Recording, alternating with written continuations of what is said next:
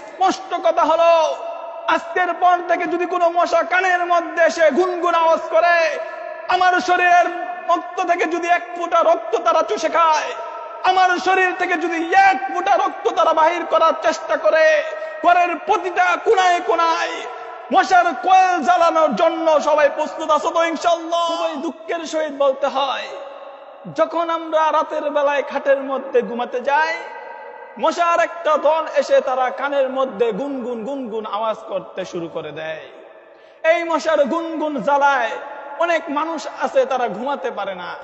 এই মশার গুনগুন জ্বালায় আমাদের আরামের ঘুমটাকে তারা হারাম করে দেয়। স্পষ্ট কথা হলো, আজকের পর থেকে যদি কোনো মশা কানের মধ্যে এসে গুনগুন আওয়াজ করে, আমার শরীরের রক্ত থেকে যদি এক ফোঁটা রক্ত তারা চুষে খায়, আমার শরীর থেকে যদি এক ফোঁটা রক্ত তারা বাহির করার চেষ্টা করে, ঘরের প্রতিটা কোনায় কোনায় মশার কয়েল জ্বালানোর জন্য সবাই প্রস্তুত আছো তো ইনশাআল্লাহ?